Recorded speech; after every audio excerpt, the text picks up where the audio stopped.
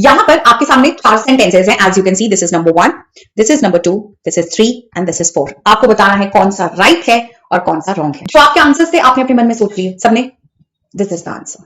पहले लिखते हैं हम ये वर्ड सेल्डम। सेल्डम के 3 स्ट्रक्चर बनते हैं। पहले तो सेल्डम का मतलब होता है कभी कभी, ठीक है। लेकिन हमको यह भी पता है कि जो सेल्डम वर्ड है ये एक नेगेटिव एडवर्ब है। ये क्या है? ये है तो एक नेगेटिव एडवर्ब, और जितने भी नेगेटिव एडवर्ब्स होते हैं हमारे सेंटेंस में वो किसको फॉलो करते हैं? वो फॉलो करते हैं रूल ऑफ इन्वर्जन को। और रूल ऑफ इन्वर्जन क्या बोलता है कि पहले मेरे क्वेश्चन में वर्ब आएगा फिर मेरा सब्जेक्ट आएगा। यही होता है ना rule of inversion. Normal structure कहता है सब्जेक्ट वर्ब के साथ पूरा सेंटेंस ऑब्जेक्ट, यही तो होता है। रूल ऑफ इन्वर्जन कहता है कि अगर नेगेटिव एडवर्ब्स हैं जैसे कि सेल्डम है, हार्डली है, बेयरली है, स्कार्सली है, इन सबको स्टार्ट करने के लिए हम क्या लिखते हैं? Hardly had he done this, है ना, या फिर बेयरली had he done this, scarcely had he done this, right. तो हमेशा हम क्या करते हैं? पहले हम अपना मेन वर्ब बिठा लेते हैं, उसके बाद हम अपने सब्जेक्ट को यूज करते हैं, राइट। उसके बाद ही तो सब्जेक्ट को यूज करते हैं ना। तो ये सेम रूल आपने यहां पर क्यों एप्लीकेबल नहीं किया?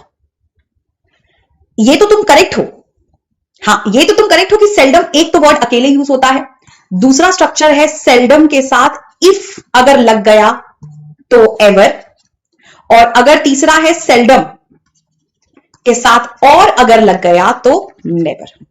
सेल्डम, इफ, एवर, सेल्डम और नेवर, ये ही स्ट्रक्चर है। इंग्लिश इसी को फॉलो करते हैं। ये तो तुम सही हो, तो देखो तुम पार्टली सही कहा हो, तुम यहां पे सही थे कि सेल्डम के साथ और नेवर जाएगा, लेकिन यहां पर क्या रूल ऑफ इन्वर्जन है? हमने सीधे सीधे लिखा ही कम्स। ये तो सब्जेक्ट हो गया, सब्जेक्ट के बाद वर्ब हो गया, लेकिन सेंटेंस तो नेगेटिव एडवर्ब से शुरू हुआ है ना। तो यहां पे हम क्या लिखेंगे? Does he come.